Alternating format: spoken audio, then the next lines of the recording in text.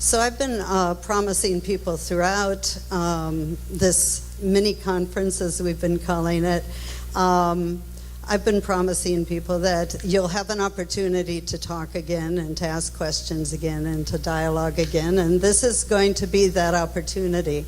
But before we do that, I just wanted to present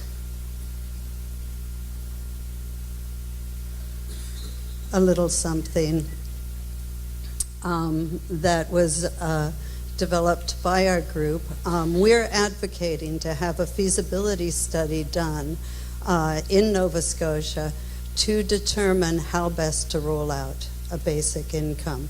And so we wanted to present this. Do we have a chair for you? You're going to use this? Okay. We wanted to present this as a means to begin the discussion that we will now have with our excellent speakers. And I've enjoyed every single one of the talks here. Social determinants of health. A number of our speakers mentioned the social determinants of health. I think Elaine did a very nice job of talking about the impact of one social determinant of health on health itself. This shows what different factors have been identified as social determinants of health. And each of these factors, sort of if you have, then it affects you maybe in a positive way, and if you're a have-not, it affects you in a negative way. So, for example, if you have education, you have more opportunities to work, you have a greater opportunity to earn income, and your health improves as a result of that. If you have health care, if you have access to health care, if you have a doctor who understands and works well with you, then your health improves. If you have food security, as was demonstrated so poignantly, your health improves. As was mentioned just now, certain races are much more likely to be impoverished than other races. And that's a result of an historical racism that has existed in our society and a continuing systematic racism that leads certain communities to be more vulnerable and more impacted than other communities. And so, if you are of a particular race, if you are black, if you are indigenous in our country, to our shame, you are more likely to be impoverished, and to our shame, you are more likely to die earlier and suffer multiple health problems, some of the health problems that Elaine was talking about before. All of these factors influence people's health. A basic income impacts one of those social determinants of health, income.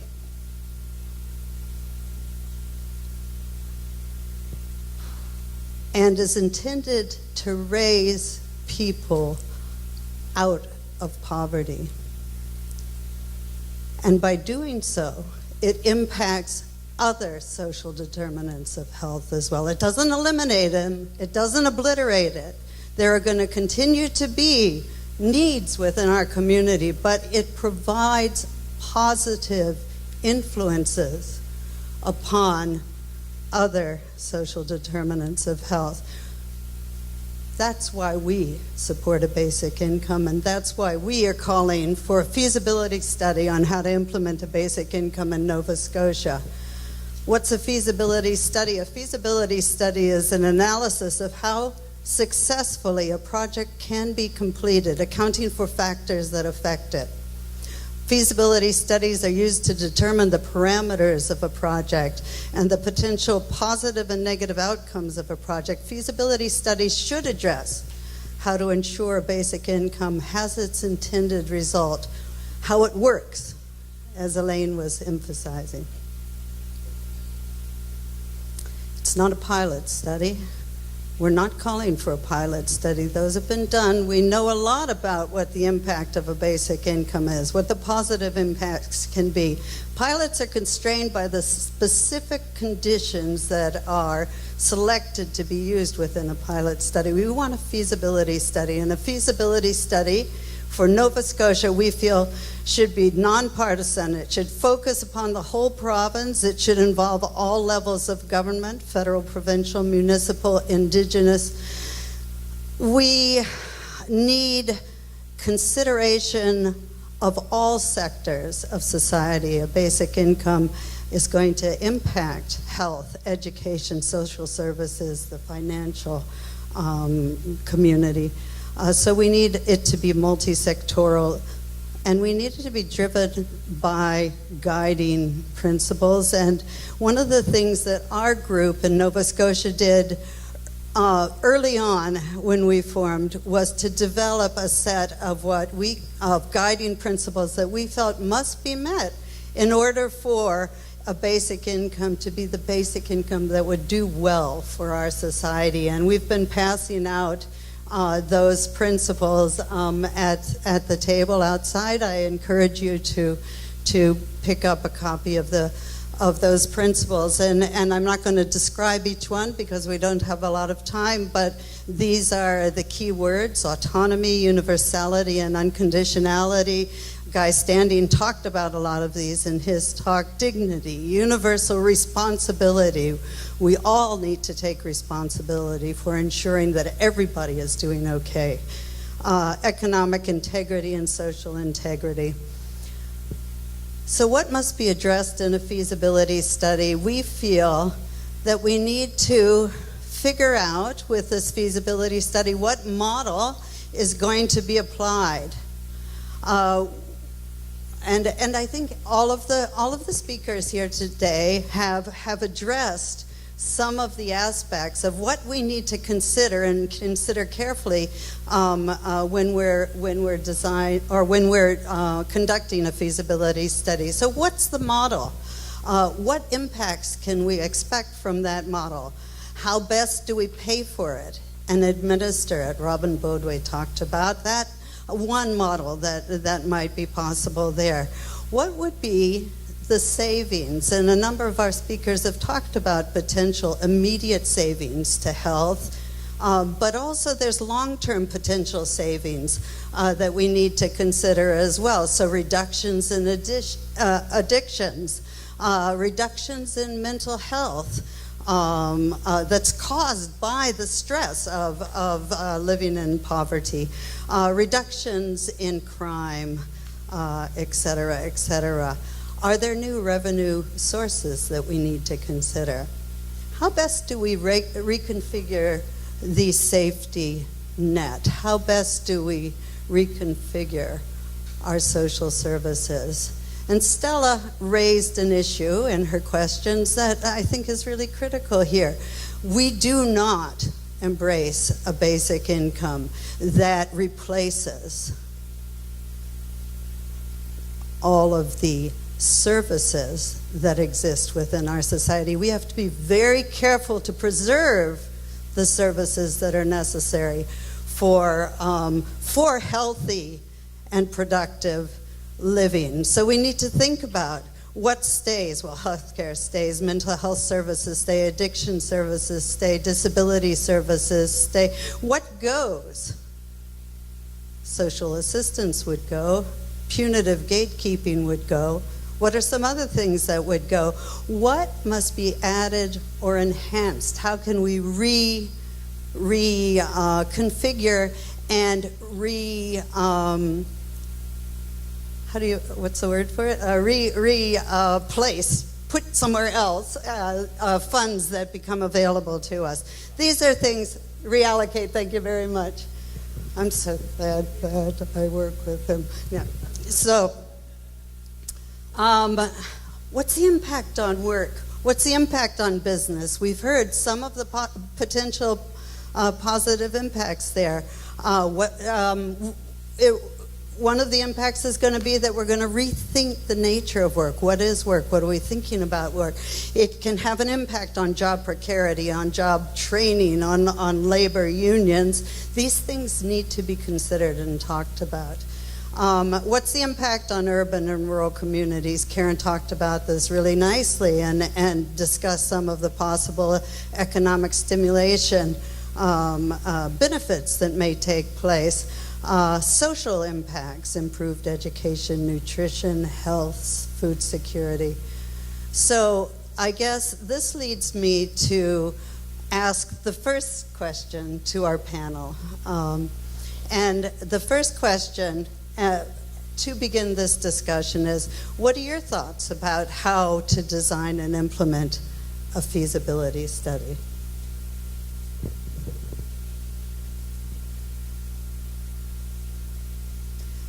And I want to, before I let them answer, is Jen Brady around here anywhere? Oh, okay. Well, Jen was going to take over and be the monitor here. Okay, so does anybody have a response to our question before we open the question and the discussion to the floor? I think the feasibility study needs to be all the things you've said, Mandy. We need to look at the overall impact and in particular the how-to, like how are we going to do these changes? How are we going to implement them, and be sure that, and working on the premise that we don't want any changes to cause more harm to people than what to put them in a worse situation than what they're in now. Are there any other responses that people have?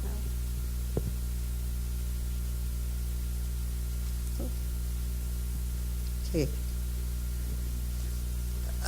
I just want to respond to the spirit of your remarks by saying that there isn't one road and one way to go towards a basic income system.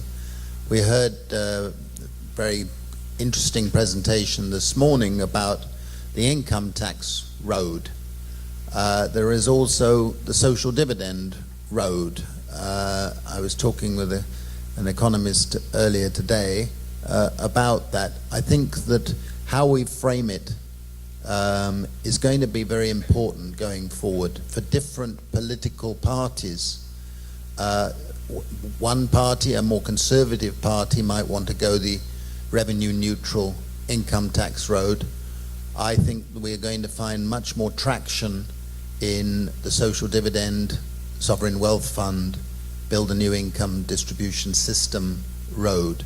So if you're going on the feasibility, try and do several alternative roads. And the other thing is, please don't rule out a pilot. I think a pilot has many functions.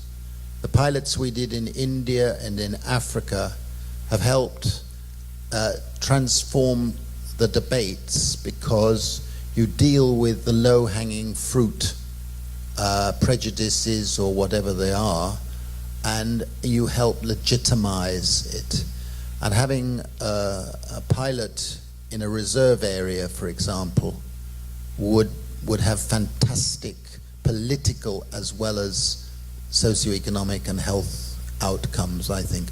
So I don't think the feasibility one should rule out consideration of a pilot.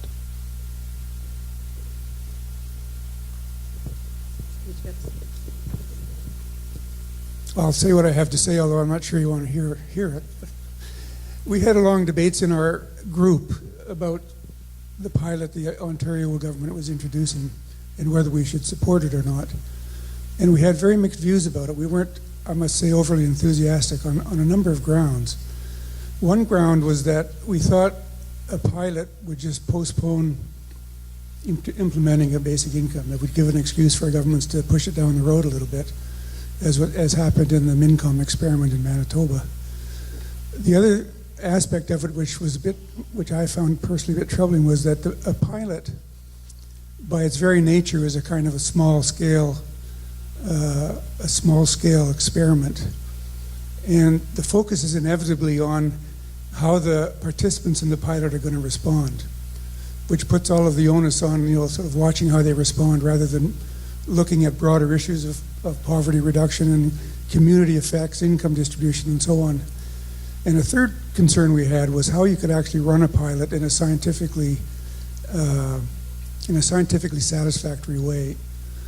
In the sort of thinking of an analog of the way you do medical testing, where you have a control group and a treatment group, and it's very difficult to do that in a basic income experiment because the control group, by definition, lose out. And so I think we were, at least some of us were a little bit reluctant for Ontario to go the pilot route, but now that they've gone it, we're I think, going to be as supportive as we can. And just to add to that, I think one of our other concerns was what happens after the pilot's over, right? Like if you have people enrolled that have been getting a higher income, what happens? As far as I know, there hasn't been any kind of plan for after. And I think one piece of advice I would suggest is to work really closely with the people who would be affected. People with disabilities, marginalized Black communities, Indigenous communities, work with people living in poverty and work with the community agencies that support them.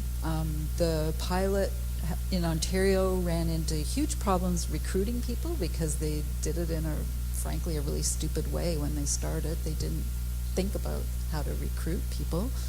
And one of the other big glitches has been that when you're on social assistance in Ontario, you're protected from creditors. But once you come off social assistance, those protections are no longer in place. So they didn't think about it. So there are all kinds of crazy, stupid things that the system, all the rules and regulations that get imposed that they didn't think about. Because maybe, I don't know if they rushed into it too quickly, but I would listen. Goes back to what we were talking about earlier, but to listen to people who are involved and would be most affected. Any other? I don't want to take up too much time on this issue, but as I suspect the only person in this room who's actually done pilot basic income schemes, I think I should add a couple of points. I've been involved in designing and implementing 5 basic income pilots. And one of the things besides the effects on people's behavior, is you learn about the mechanics of implementation. Now, you can't have a feasibility study unless you study the mechanics of implementation. So you actually learn from the pilot on negative and positive lessons of that. And I think a pilot, in the case of what we were listening to yesterday, a reserve, would be very, very technically feasible because of the context, and it would have tremendous political lessons and alert a lot of people to an almost apartheid system that you have been running in this country. It is shocking to everybody. I think we all agree on that. So I would agree, first of all, that the Ontario and the pilots, and I've discussed it with Hugh Siegel, and I don't like the design. I've told them I don't like the design. I believe that if you're doing a basic income pilot, it must be the whole community. Every man, woman, and child must be covered in a community. You can do a randomized control trial, as we've done, by having other similar communities as your control group. So you randomize by the selection of your communities, and then you don't have bias built into it.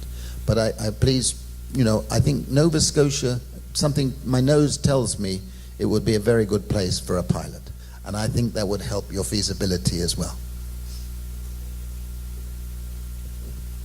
Well, we certainly can't discount the advice of Guy Standing. So, I want to ask other people to bring their questions forward. $47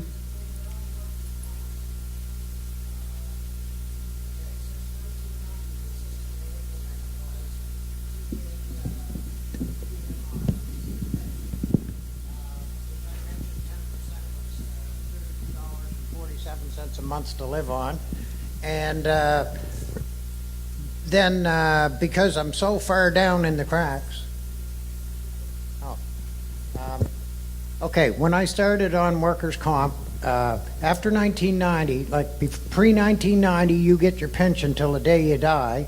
But after 1990, anybody injured or disabled or diseased in the workplace will receive a pension till you turn 65.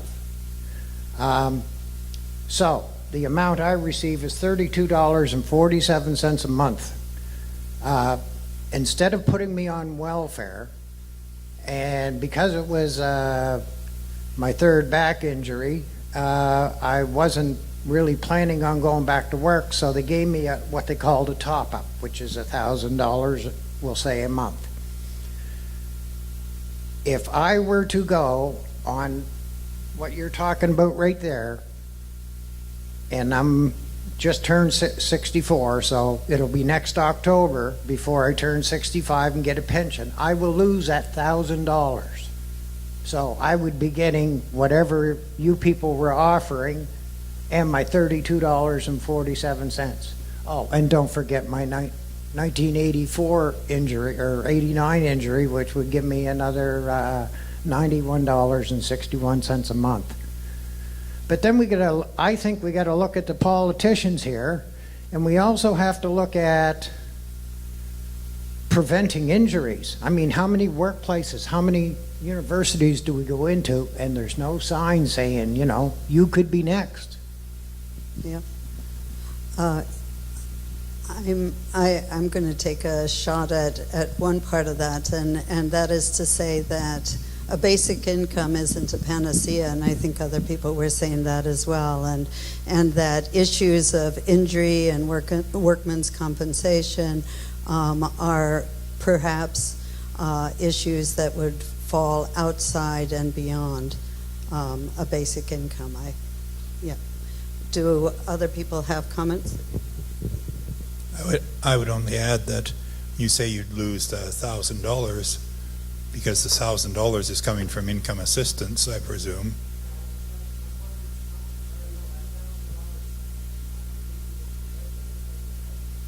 Okay, but what it is you're talking about a basic income that would be quite a bit more than $1,000.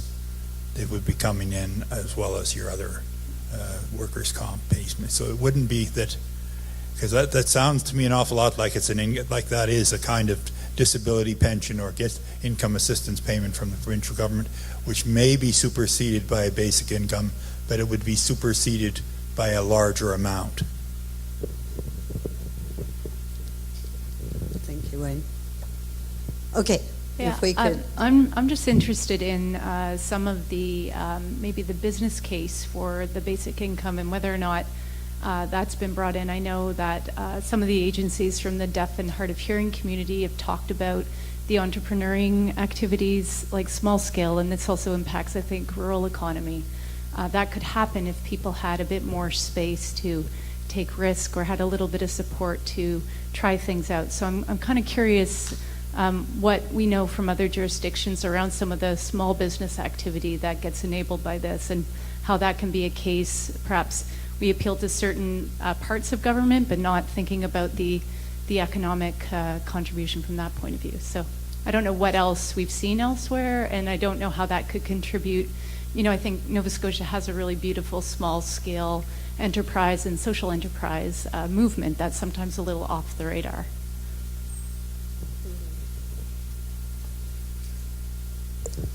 I bet Guy Standing knows a bit more about this than I do, but I have seen international case studies that show that if you give people even a very small amount of cash instead of confining their activities to subsistence, they'll start to think about what are essentially entrepreneurial activities, so producing for more than just themselves.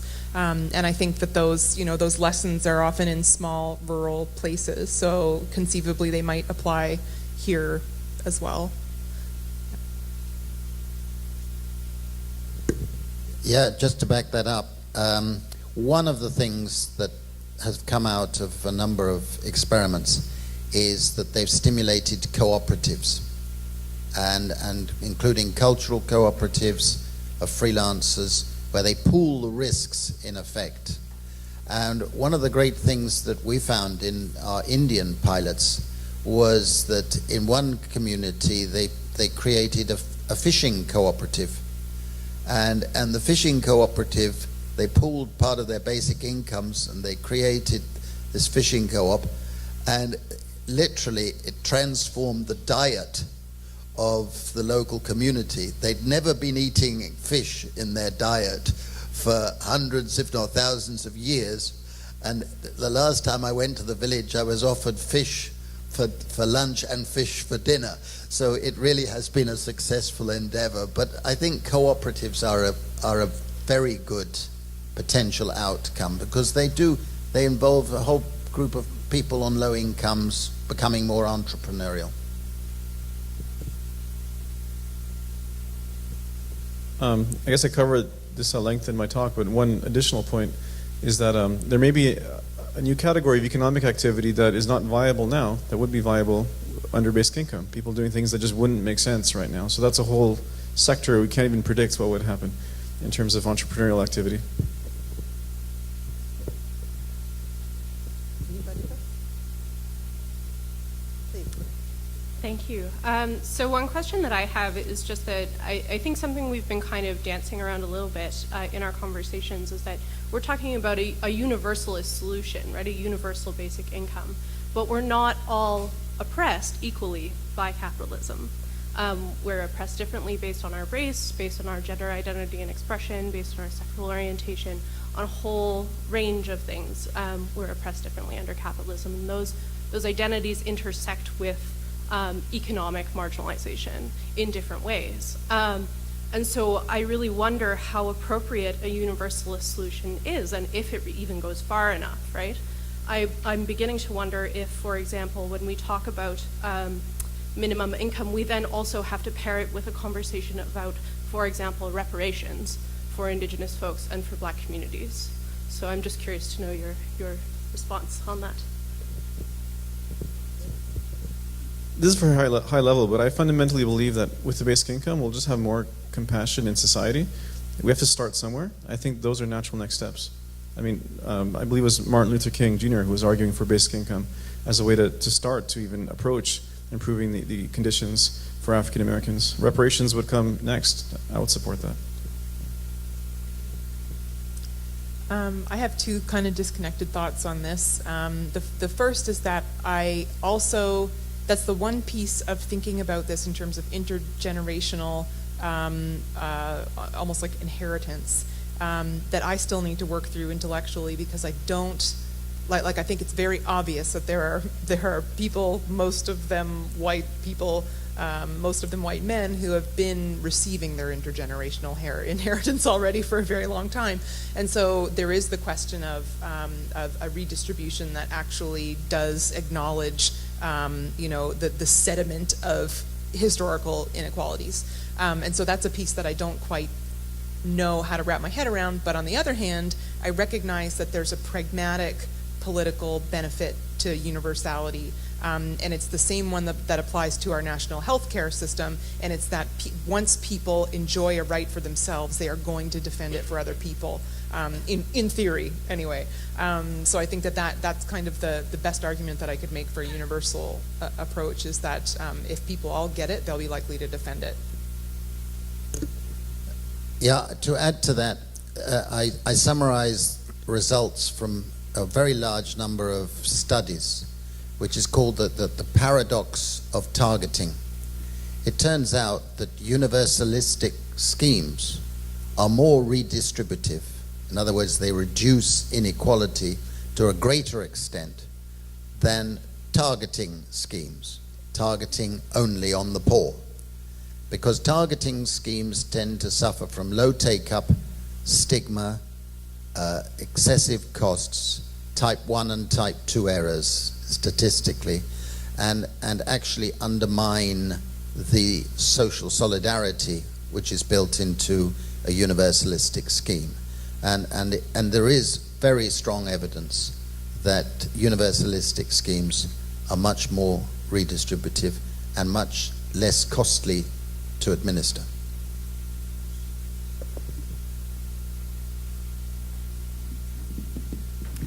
Hi. I'm a new student at Dow. I'm just dabbling in economics for the first time in my life. Did a first year last year, doing intermediate macroeconomics this year. One of the things I've noticed is that, unlike what I expected, the problems of wealth and poverty and inequality are really not on the curriculum in Economics 101. Okay, and we're talking about, I know it's funny, it seems crazy because I walked in expecting that, that's why I was there. But there's thousands of kids who are getting Economics 101 and then walking out the door to do a business degree or et cetera, et cetera. And I guess I'm just curious, like, what are your thoughts? Like, this should be an economics conference right here, but it's put on by, health research agencies and that sort of thing. Do we have a problem with economics education, or do we have a problem with economics in general? Is it asking the wrong questions? Like, why hasn't economics worked on solving this problem for, the past 5 decades or something?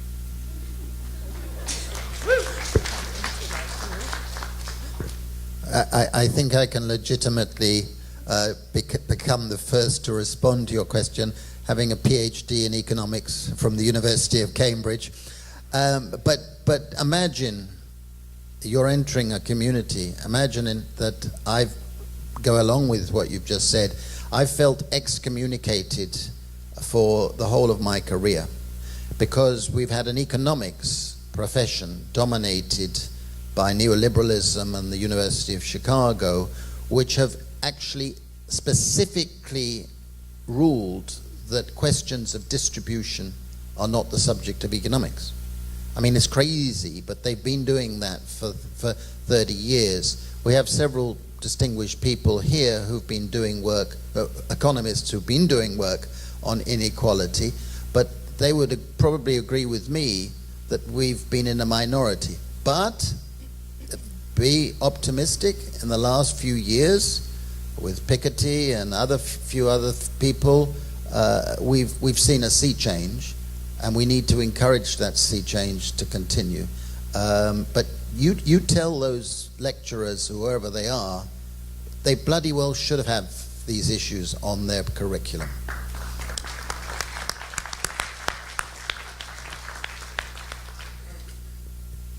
Hi. So in that vein, I'm wondering about kind of what kind of poverty indicators we'd be using, because we've been kind of talking about, well, we're going to get rid of poverty, but let's kind of define poverty in a more concrete way. So I'm really just open to everyone. Kind of, what are your ideas of what poverty? What's the poverty we should be getting rid of? I guess with a universal basic income. Because we've been talking about unemployment, poverty rates and everything, but I'm just wondering, that's not really the best way to kind of describe that. So, well, I would stand by my seeing food banks disappear as the ultimate test of whether we have an effective poverty reduction strategy. We saw the results from Newfoundland and Labrador, this dramatic drop in rates of food insecurity that have gone along with an effective poverty reduction strategy. So food insecurity, it appears that it's actually a very effective and sensitive marker of deprivation in particular. The economists and social policy people can talk more about, the low income measure or the LICO or whatever, but on the ground, I think if people can afford to buy their own food, they will, and the food banks will find that there's no demand for their services.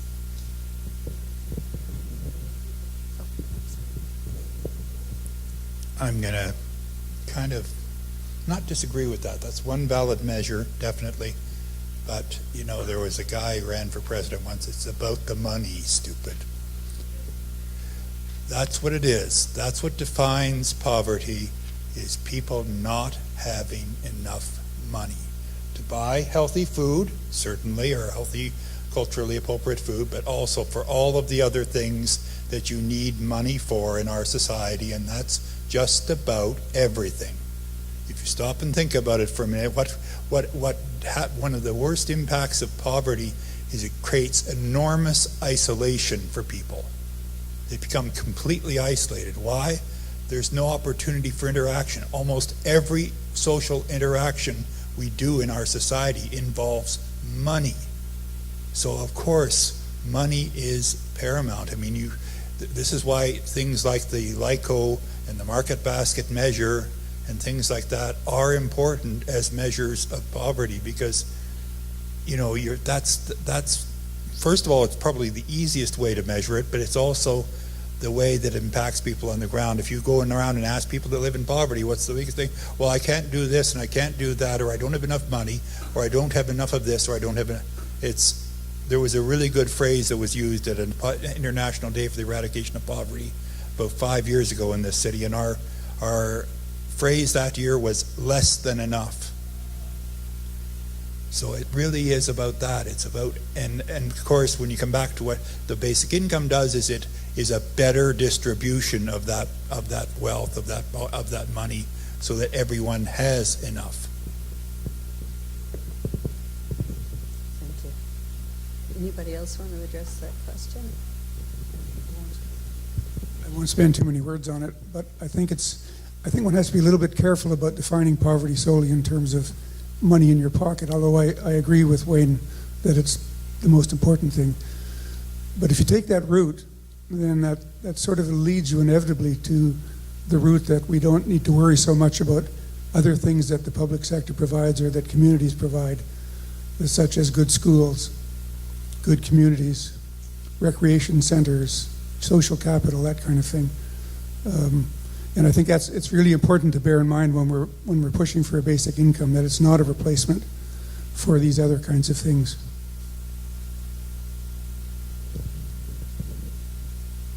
Please. Hi. I just want to make an observation and then ask my question. So it seems to me that this is really complicated. Today, this is my first exposure to any of this, and I now have like a zillion questions and feel like I need to read and go to a lot more workshops like this. And it seems like the complexity of the whole, the economics of it and everything, and all the different ways it might affect different people and different groups of people, are kind of make me think that it seems like the kind of thing that would need to have a very deliberate, inclusive, and thorough approach around the whole feasibility as well as the bigger rollout. So I admire all of you for taking this on because it's just once you start really thinking about it, it's a giant undertaking. So kudos. And the second thing, my question is that it seems like I don't dare believe that the basic income would not be undermined by the exploitative and unending greed of capitalism. And so I think about if this were to be implemented, would everyday costs at stores and rents and costs of everything go up? It's capitalizing on, people have more money. And would employers keep wages low, which Floyd has given his perspective on. He doesn't think that would happen, but I'm still curious to hear what other people have to say. But would employers, try to keep wages low because of the argument, well, people have more money to work with, they don't need as much money from income? Yes.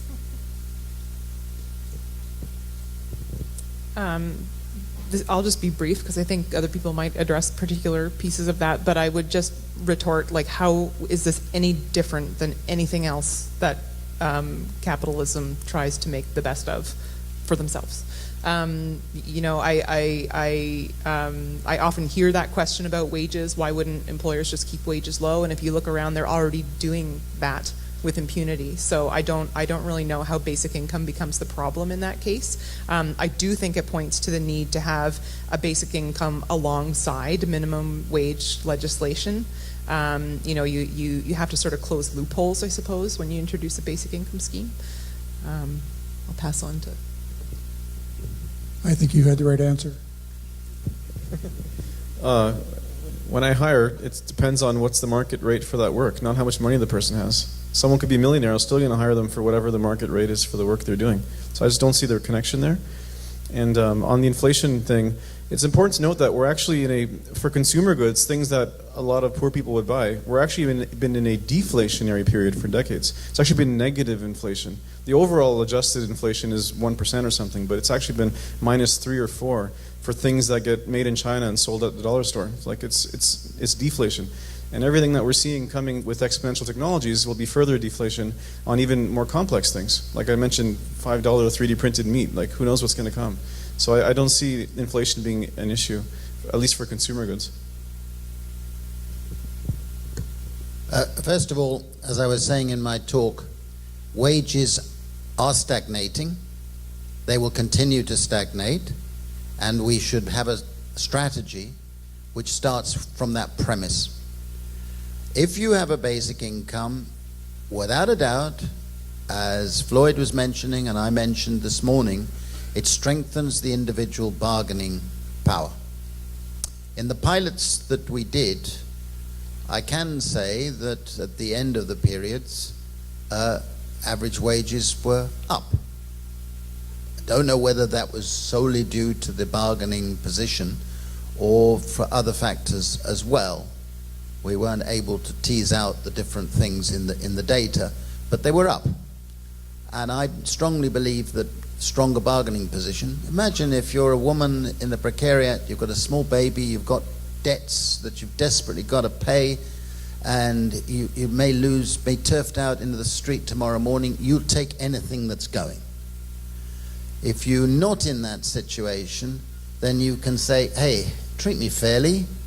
I mean, it stands to basic rationale. If I may, because it may not come up again, I want to respond to the gist. What Mark, is it Mark at the back? Your name. I understand your anger. I have had the remarkable experience of working a lot in Africa. After today, after our celebrations next week, I'm going back to Africa, where we're working on developing another pilot.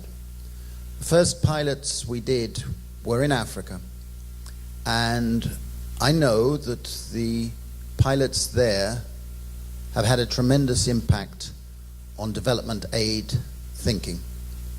I'm also delighted with the fact that in the United States, Black Lives Matter have come out in favor of basic income.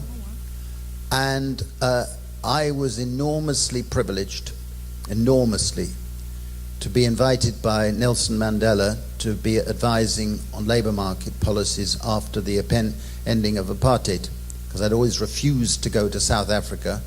Nobody could pay me enough to go to South Africa. But after the ending of apartheid and the enormous strength of support in Southern Africa for a basic income has been aided because Desmond Tutu has come to our meetings and supported. And I think it's essential for all of us in this room and all of us who are on the progressive side to be united and realize that the disadvantaged groups, whether they're blacks, whether they're Indians, whether any groups, whether disabled, are going to be disproportionately benefiting from a basic income, and so they should. Just as women will benefit more than men, as we found in our pilots, every one. So they should, because they are being disadvantaged and depressed and all the rest more than others. But I do think that we must keep our anger directed where we need it to be. And I believe everybody in this room is essentially on the same side. So that is my response. But I understand the pain. I do respect that. Thank you very much.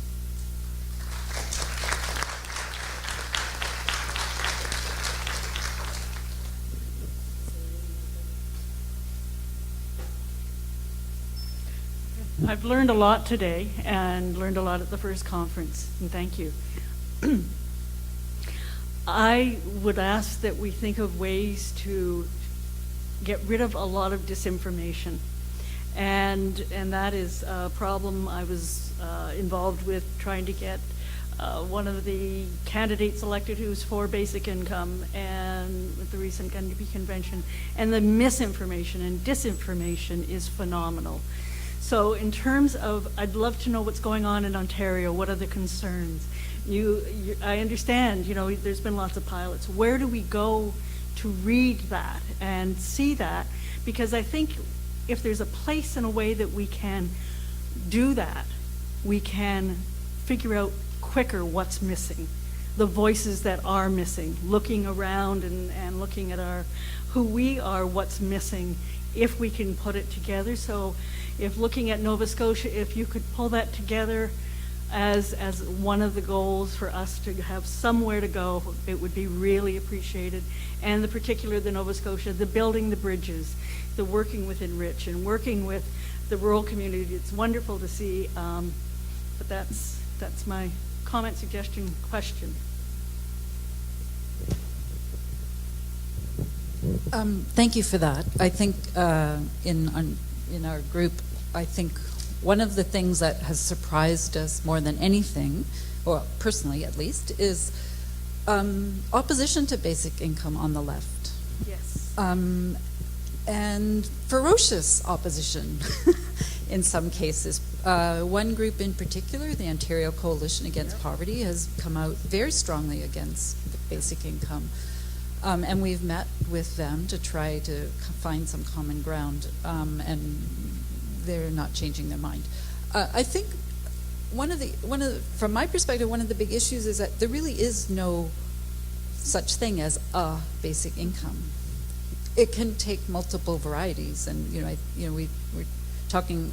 Guy Standing was just saying, we're united in this room. We have an idea of what we want, but there are lots of people on, the austerity version, the libertarian version that I think people are legitimately afraid of, and I think the issue with OCAP is that they don't trust anything that the Ontario Liberals will do.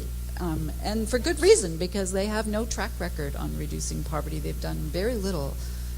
So I think people on the left have been fighting for so long in resistance, like resisting the austerity neoliberal agenda, that it's become difficult to kind of get out of the mode of resistance and to think outside the box about the possibilities.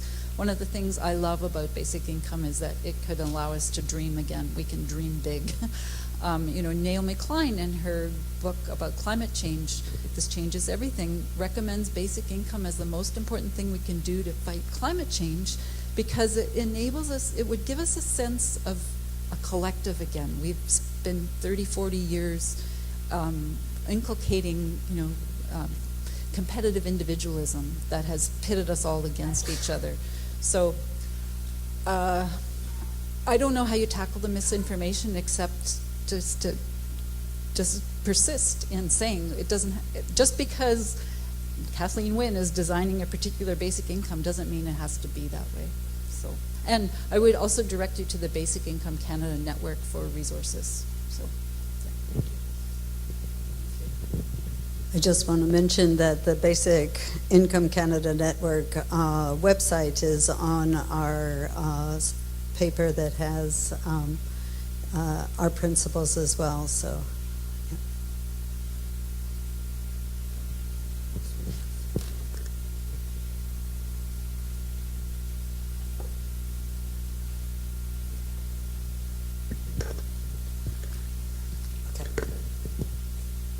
Hello, everyone.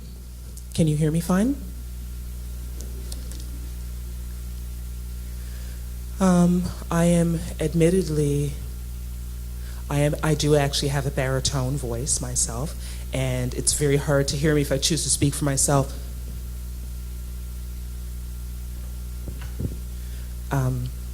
So let me know if you need the interpreter to speak louder. Okay, so anyway, the point that I wanted to make is, if we look at the basic income, it's a great idea. It would certainly help alleviate some of our concerns as persons with disabilities, but it certainly wouldn't alleviate all of our concern. But the big picture is what I call accessibility in terms of service. For example, you're listening to me through an interpreter.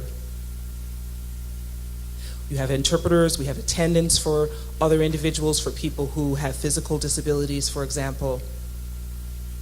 So when we sit here and talk about basic income all day, it would seem that we're talking about covering basic living expenses, which doesn't include accessibility.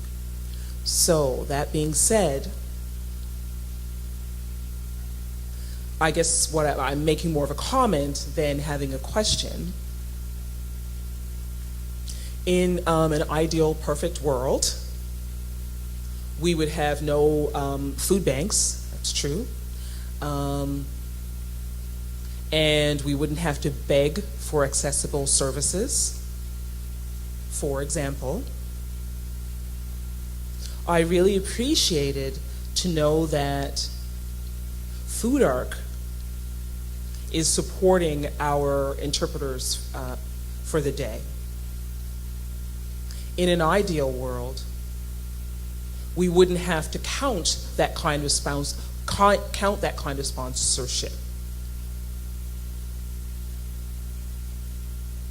So I guess that's really all that I have to say. So any comments based on what I've said? Thank you.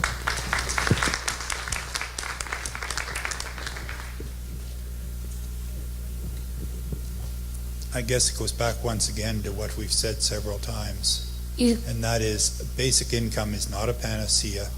We still would need other services that are often now even lacking, but also services that might be currently available through, for example, income assistance, which are still going to be needed by people.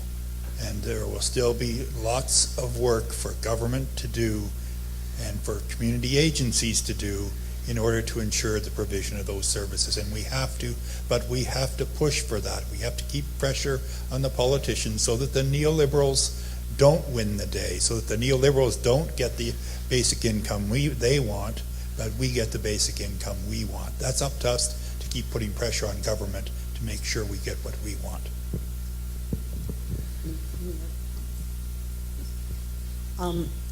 Devin, before you go, I see that Sharon is standing up. Can I give her the opportunity? I don't want to be rude. I hope I'm not interfering with people. Thank you so much. I'm so cute, you can't say no to me. Anyhow, the 2016 census has shown the elderly have outnumbered children.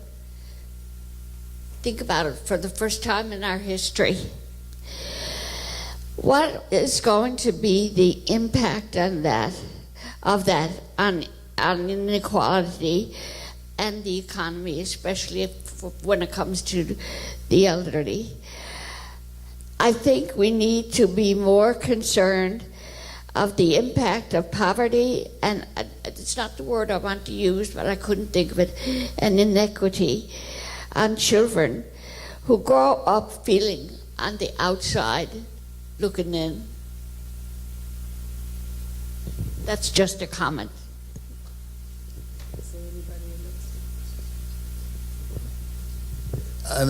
Sharon, that's a very pertinent point.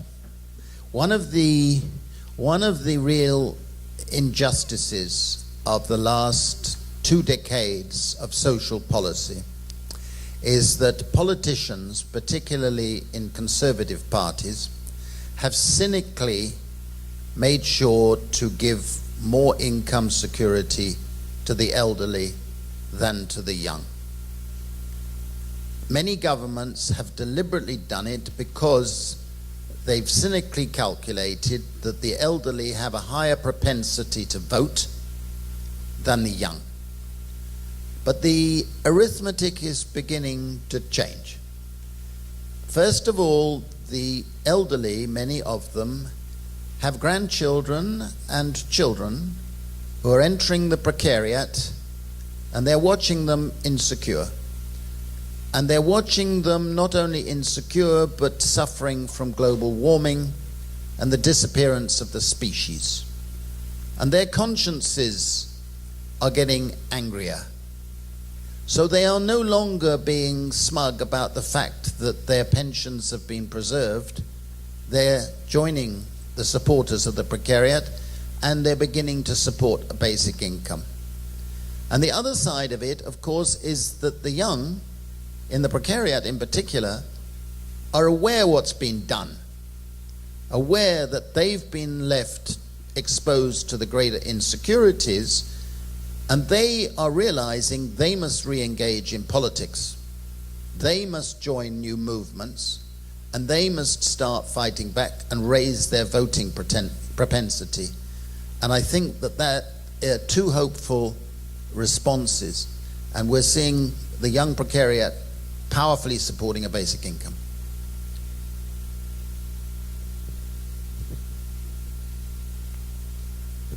Okay, I'm cognizant of the time, and we have 3 people standing at the mic, so can we stop after those 3 have spoken? Okay. So one of the things, I actually read the OCAP letter today, just because I was interested, and their view wasn't that they don't like universal basic income, they just don't believe that the universal basic income that all of you have advocated for could be implemented, which they see as the ethical one. And that's come up for a lot of people here, that a universal basic income that abolishes social services and that doesn't really fully meet the needs would be unethical in a way, and I feel like everybody here agrees with that.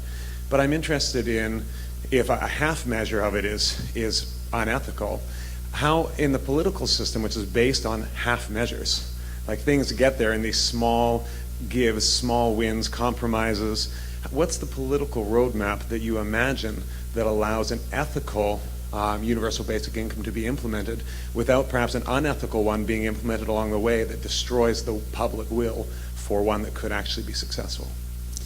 Excellent question.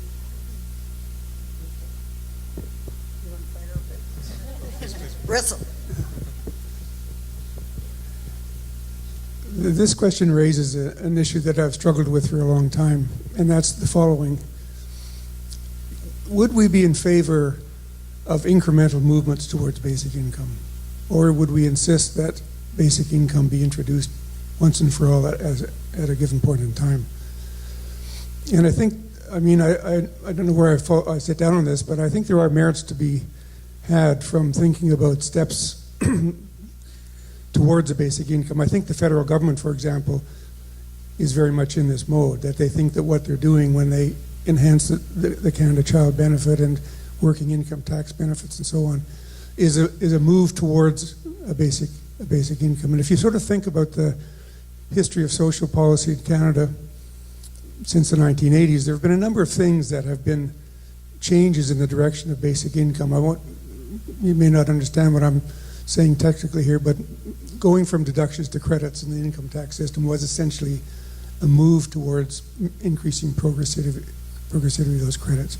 Changing from a university child care benefit to a child care benefit of a progressive sort was a movement towards basic income. So there have been lots of instances of moving towards basic income, which because they were incremental didn't threaten the other components of social services, which are essentially at the provincial level rather than at the federal level. So I'm torn about this, but I don't think we should rule out arguing in favor or not throwing out incrementalism as an alternative to nothing happening. The optimistic side of me thinks that a progressive European country will do it first, and then we'll see great results economically, and it'll be part of the debate. The pessimistic side thinks that things, which my kind of theme of my whole talk is that things are getting worse for a large portion of society, and there are no trends that will reverse that. So maybe when some sort of event happens that gets bad enough, people will immediately, consciousness will come to it, and then there'll be more political support for that. For example, if within 2 or 3 years, half of all truck drivers become unemployed, that's going to be in the news. And people will be asking questions, well, what's next? So it could be something like that that galvanizes public support.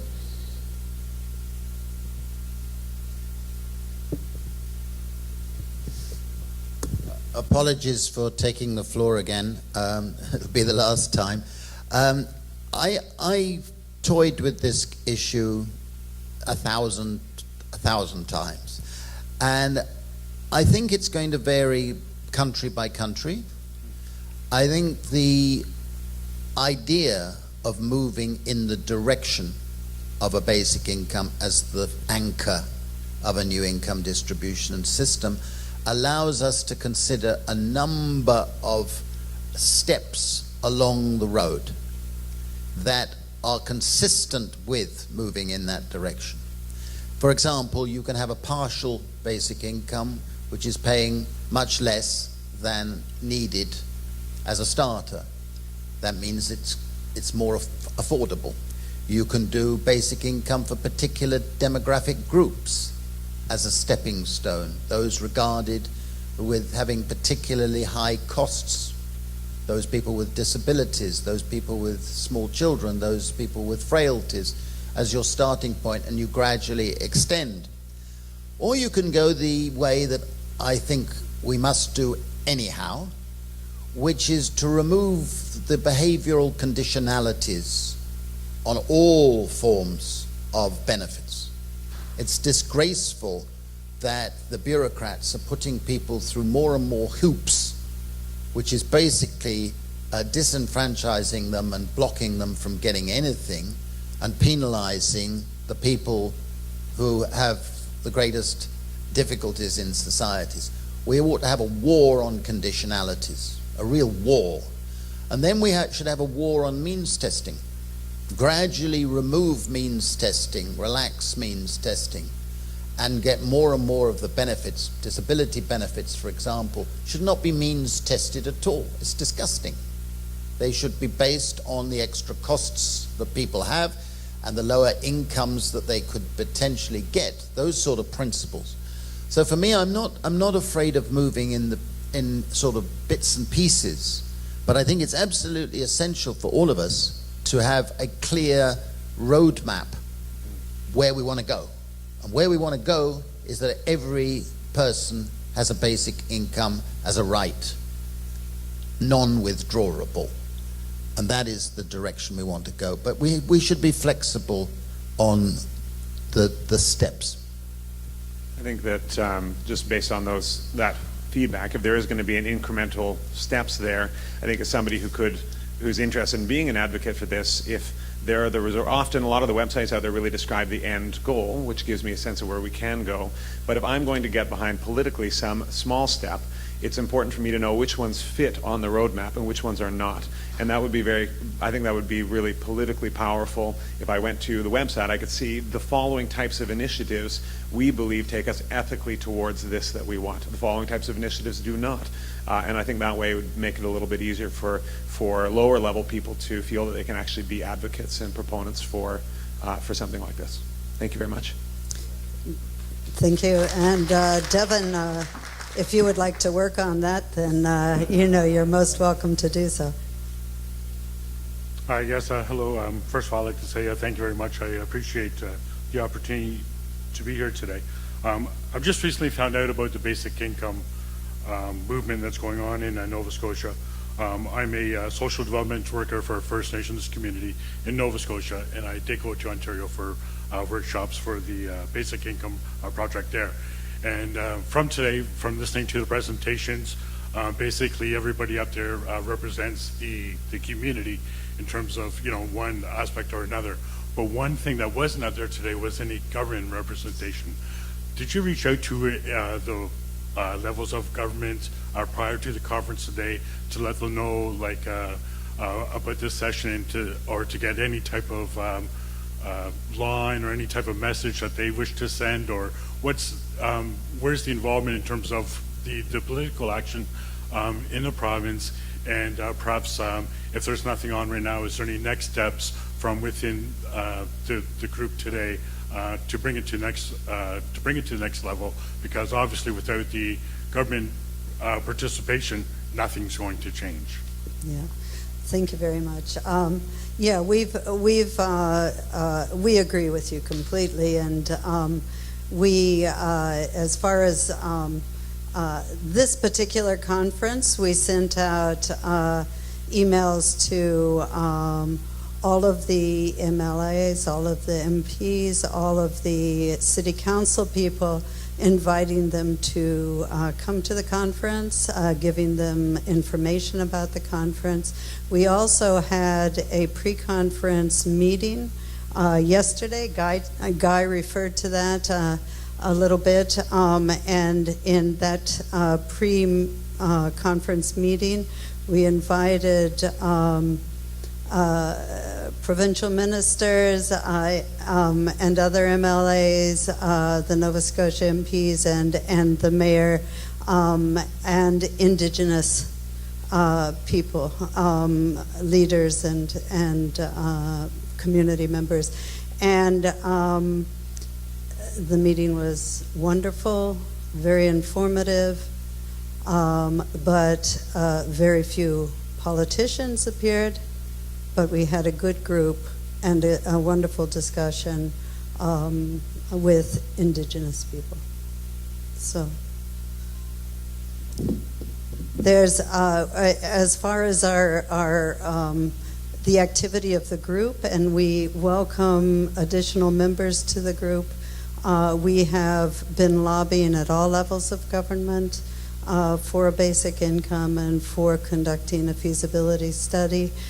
We've been working with the poverty strategy that the mayor and the United Way are currently involved in. We have a voice there at the table. So we have been doing what we can, and the more people who join our movement and become active, the more we will be able to do.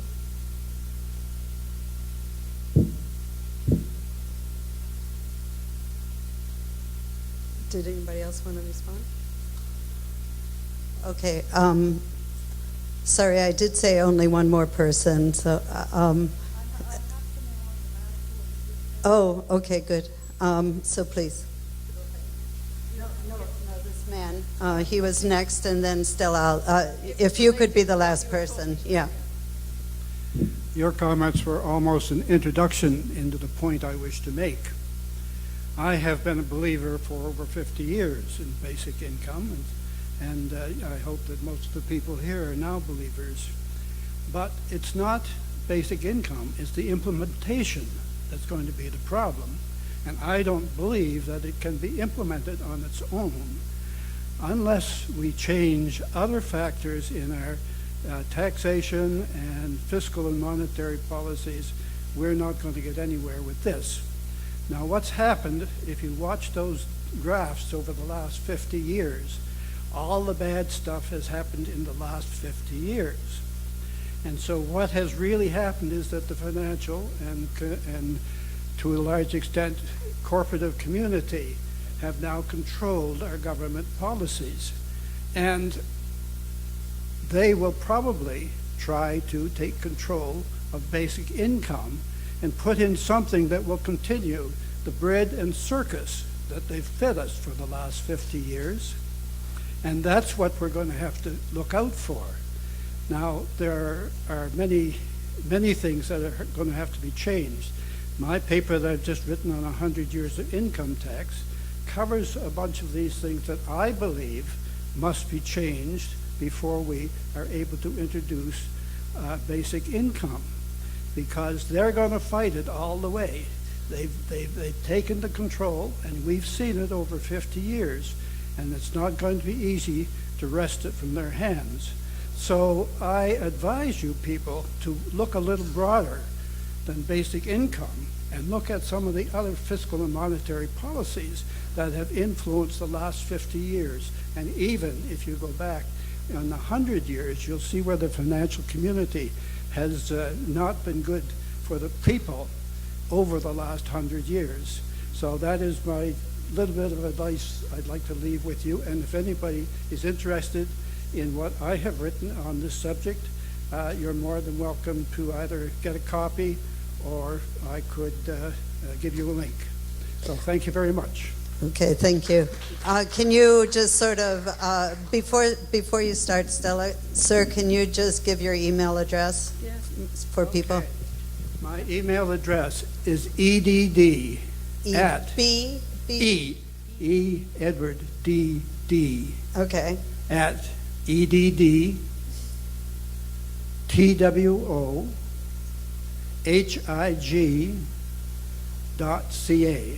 Thank you. Okay.